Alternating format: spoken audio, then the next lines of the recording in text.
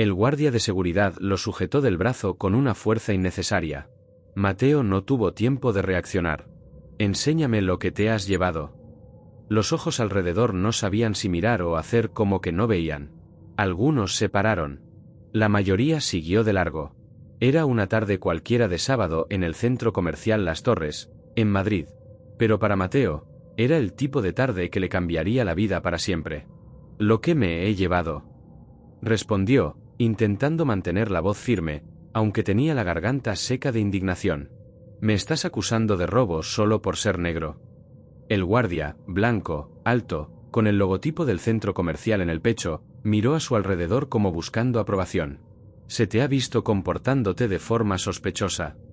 Mateo, que llevaba una camisa sencilla y vaqueros oscuros, estaba allí solo observando tiendas. Tomaba notas en el móvil, sacaba fotos de fachadas de posibles locales comerciales. Soñaba con abrir su primera tienda física.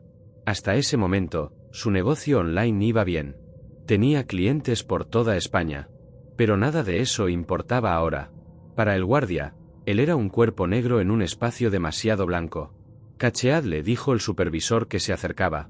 Otros 2 guardias llegaron. Mateo miró al público.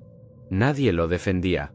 Una mujer comenzó a grabar discretamente con el móvil. Mateo levantó los brazos despacio. «Adelante.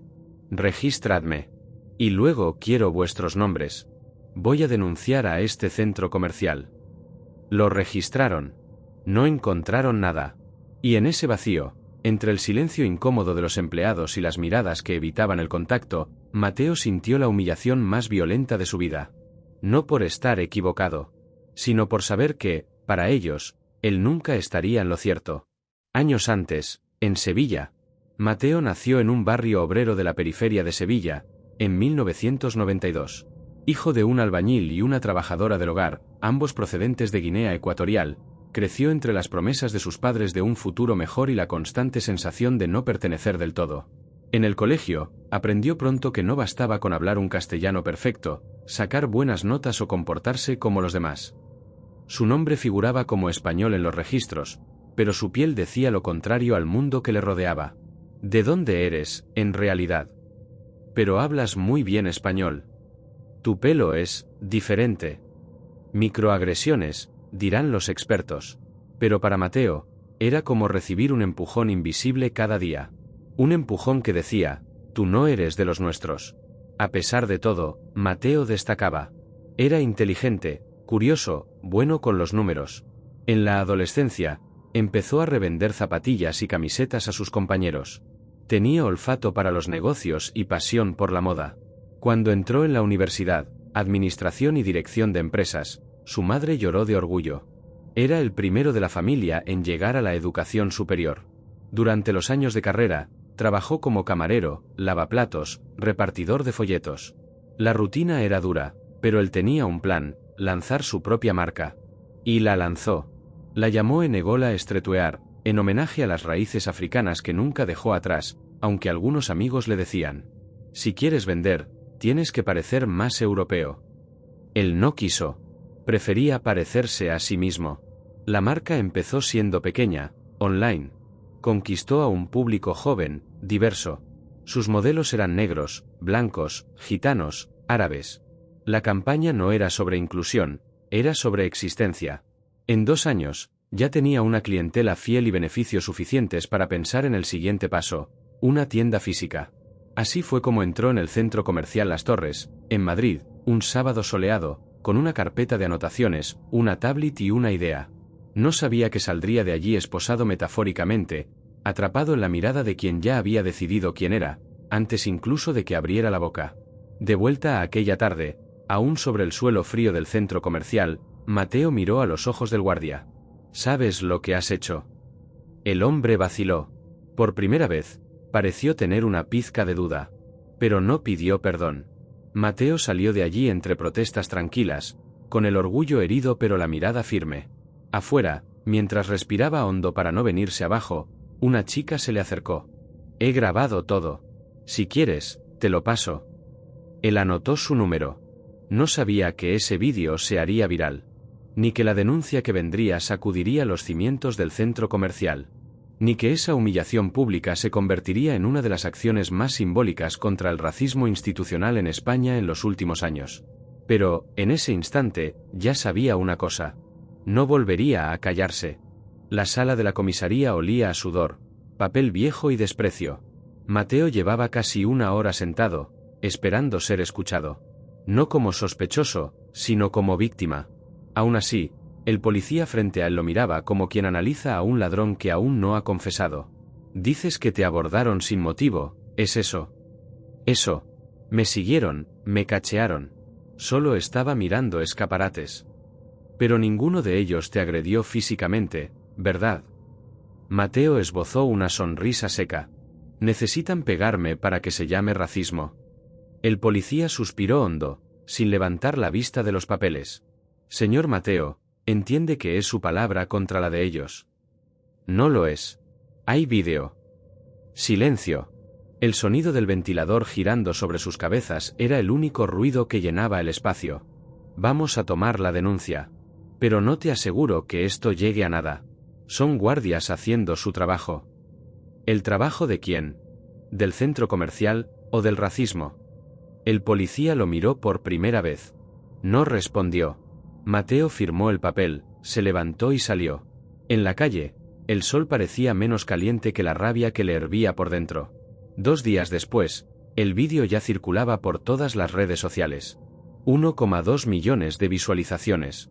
Almohadilla Mateo no es un ladrón empezaba a subir en tendencias de Twitter. Con el número de ella guardado como Aline Video, Mateo la llamó. No tienes idea de lo que has hecho. Gracias. Ella respondió con voz firme. Estamos hartos. Era lo mínimo. Esa misma noche, Mateo fue invitado a un programa de debate en directo. Tema, racismo en España, realidad o exageración. Sentado junto a un sociólogo blanco y una exagente de policía, Mateo apenas tuvo tiempo para respirar antes de que empezaran los ataques. Con todo el respeto, Mateo, dijo la exagente, los vigilantes están entrenados para observar comportamientos sospechosos. El color de la piel no tiene nada que ver con eso. Mateo la miró fijamente. ¿El comportamiento sospechoso al que se refiere era sacar fotos de escaparates? ¿Anotar nombres de tiendas? ¿Sabe quién hace eso? Empresarios. Pero para ellos, yo era un ladrón. ¿Por qué? El sociólogo intervino. Quizá deberíamos evitar convertir casos aislados en símbolos de un problema mayor. Mateo soltó una risa corta. Seca. Esto no es un caso aislado. Aislado es cuando un rayo cae 2 veces en el mismo sitio. Lo que me pasó a mí, le pasó a mi padre, a mi primo, al hermano de mi vecino, al amigo de mi amiga, a miles. Lo raro es que alguien lo grabe. El presentador intentó cerrar el debate, pero las redes ya estaban ardiendo. Los comentarios no paraban, siempre haciéndose la víctima. Todo por seguidores. Si no tenía nada que esconder, no lo habrían parado. Pero también. Fuerza, Mateo. Estamos contigo. Cansados, pero en pie. 3 días después, Mateo fue a la ONG Voces Negras en busca de apoyo legal. Allí conoció a Jamal, abogado activista, hijo de senegaleses. Vamos a demandar al centro comercial. Pero prepárate, van a usar todo contra ti. ¿Todo qué? No he hecho nada. Jamal lo miró a los ojos, serio. Ser negro y existir ya es suficiente para volverte acusado en este país. La semana siguiente, Mateo recibió una llamada extraña. Número oculto. Será mejor que dejes esto, hermano. ¿Quién eres? Alguien que sabe lo que estás haciendo. Te estás metiendo con algo muy grande. Silencio. Y el clic del teléfono al colgar. Mateo sintió un escalofrío. Por primera vez, pensó en rendirse. Pero ese mismo día, caminando por la calle, se le acercó un chaval de unos 12 años. Moreno, pelo rizado, camiseta ancha. Tú eres el del vídeo, ¿no? Mateo asintió. Solo quería decirte. Gracias. Lo que estás haciendo es muy grande. El chico sonrió y salió corriendo. Mateo se detuvo. Respiró hondo. El corazón le latía con fuerza en el pecho. Esa misma noche, recibió su primera carta de odio. Vuelve a tu país. España es de los españoles. Pero, como siempre, no llevaba firma. Días después, un segundo enfrentamiento. Mateo participaba en un círculo de conversación en un centro cultural afro. Contaba su historia. Al final, una mujer mayor se levantó. ¿Pero por qué sigues intentando abrir una tienda en centros comerciales así? Ellos no nos quieren allí. Él respondió sin dudar. Precisamente por eso tengo que estar allí. Para que, algún día, un niño negro pase y vea mi nombre en el escaparate. Y no piense que solo puede entrar como cliente, sino como dueño. La sala quedó en silencio. Y luego vinieron los aplausos. Largos. Fuertes. Mateo aún no sabía qué resultado tendría el proceso legal. Pero sabía que el proceso de transformación, ese, ya estaba en marcha. Y no había vuelta atrás. Señor Mateo, ¿es consciente de que esto puede llevar años? Jamal lo miraba por encima de las gafas, mientras hojeaba los primeros documentos del caso. Estaban en la sede de la ONG Voces Negras, en una oficina pequeña, con las paredes cubiertas de carteles de antiguas protestas. Mateo asintió con calma. Por fuera. Por dentro, era un torbellino. He esperado años por una disculpa. Puedo esperar un poco más por justicia. Jamal esbozó una media sonrisa. Estaba acostumbrado a ver ese tipo de valentía, la que nace del trauma y crece con el fuego. Van a alegar protocolo, a negar el racismo, a atacar tu pasado. Se volverá personal. ¿Estás preparado para eso? Mateo respiró hondo. Me desnudan con la mirada cada vez que entro en un sitio y me siguen con los hombros. Ya me han hecho peores. Ahora me toca a mí devolver la mirada. Al otro lado de la ciudad, en el departamento jurídico del centro comercial Las Torres, los directivos se daban apretones de manos sudorosas y mordían los labios. Empezaba la gestión de crisis. Necesitamos una nota oficial, decía una ejecutiva con traje gris. Sin admitir culpa. Claro. Hablaremos de malentendido, protocolos estándar, y el vigilante. Ya lo hemos trasladado a otra unidad. Mejor quitarlo del foco. Uno de ellos, más joven, se atrevió a sugerir. ¿Y si simplemente pedimos disculpas? Silencio. Miradas afiladas. Eso sería admitir racismo. Abriríamos un precedente. Mateo aún no lo sabía, pero la máquina contra el ya se había puesto en marcha. Con dinero. Con influencia. Con miedo. El primer día de audiencia fue tenso. Mateo entró en la sala vestido con un traje sencillo, pero con la espalda más recta que nunca. En el banco contrario, estaban los abogados del centro comercial, 4, todos blancos, todos afilados. De su lado, solo él, Jamal y la verdad. La jueza era una mujer de mediana edad, postura neutra, mirada firme. El abogado de la defensa comenzó. Quisiera enfatizar que el protocolo de seguridad fue aplicado de forma estándar. No hubo ninguna mención al color de piel del demandante. Mateo apretó los puños. Jamal contraatacó. Pero solo él, entre decenas de clientes en ese momento, fue abordado. Un hombre negro, vestido de forma sencilla, con un móvil en la mano. Ningún otro cliente blanco, incluso con comportamiento similar, fue registrado. Eso es sesgo racial. Conjeturas emocionales, respondió el abogado del centro comercial, frío como el acero. No hay prueba de intención discriminatoria. Entonces Jamal proyectó el vídeo. La voz del vigilante resonó en la sala. Enséñame lo que te has llevado. El ambiente cambió. La jueza suspendió la sesión durante 20 minutos. No dijo una palabra. Afuera, los periodistas lo rodearon. Mateo, ¿cómo te sientes? ¿Crees que vas a ganar el caso? Él respondió directo. No estoy luchando solo por mí. Estoy luchando por cada persona negra que entra a un sitio y siente que no debería estar allí. Entre la multitud, vio a alguien que no esperaba. El vigilante. El mismo que lo abordó. Solo. Sin uniforme. Mirada fija. Mateo se acercó despacio. ¿Has venido a ver lo que causaste? El hombre bajó la mirada. Hice lo que me ordenaron.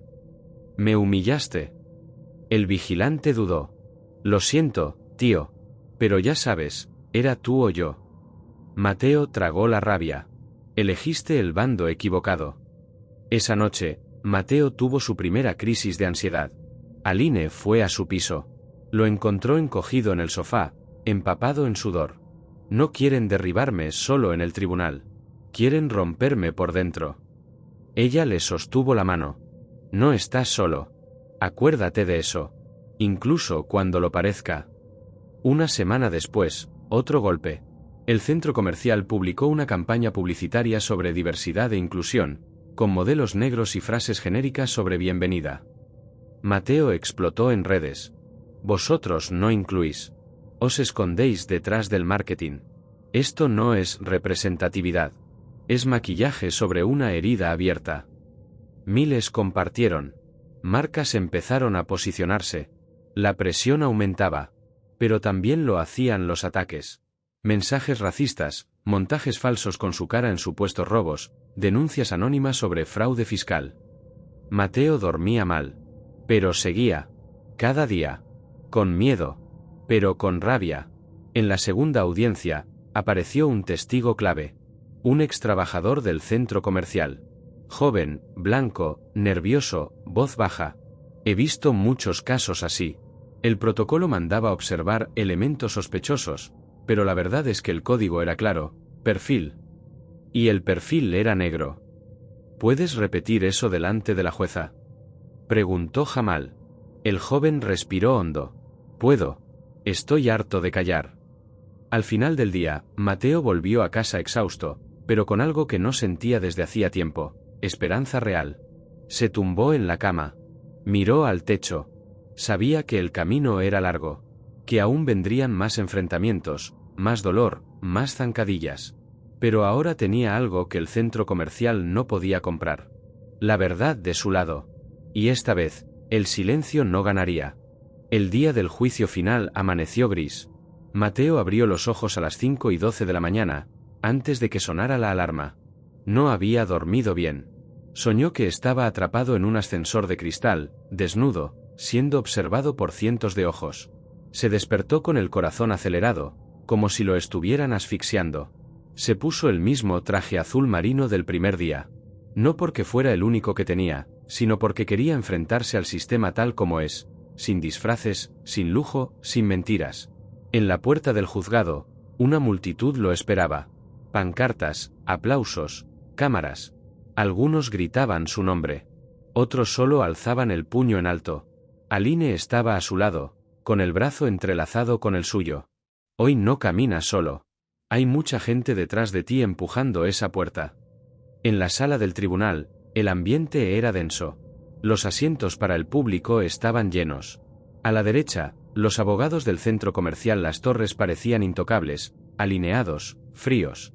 El CEO de la empresa, que nunca había aparecido antes, también estaba presente, impasible, como quien asiste a una obra de teatro aburrida pero obligatoria.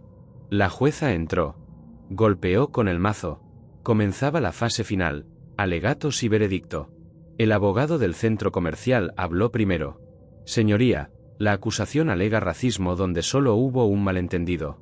El vigilante actuó según el protocolo, y no hay pruebas de que hubiera intención discriminatoria. Lamentamos lo ocurrido, pero no podemos permitir que un episodio aislado se convierta en un ataque institucional contra una empresa con historial de inclusión. Mateo se removió en la silla. Rabia comprimida entre las costillas. Entonces fue el turno de Jamal. Se levantó con la calma de quien lleva siglos de injusticia a cuestas, pero habla con la firmeza de quien ha aprendido a convertir el dolor en espada. Señoría, este caso no trata solo de Mateo. Trata de cada persona negra que ha sido tratada como sospechosa antes de ser tratada como ser humano. El vídeo no muestra solo un control. Muestra un patrón. El testimonio del exempleado confirmó que el protocolo incluía un perfil racial disfrazado. La verdad, señoría, es que Mateo fue considerado culpable en el momento en que puso un pie en ese centro comercial. La diferencia es que, esta vez, no aceptó la condena invisible. La jueza escuchó en silencio. Mirada fija en los rostros. Señor Mateo, dijo, ¿desea decir algo? Todos los ojos se volvieron hacia él. Mateo se levantó. Sí, señora jueza. Respiró hondo. A lo largo de mi vida, aprendí a andar con la cabeza baja, a medir mis gestos, a intentar parecer menos amenazante para ser aceptado. Pero ni así fue suficiente.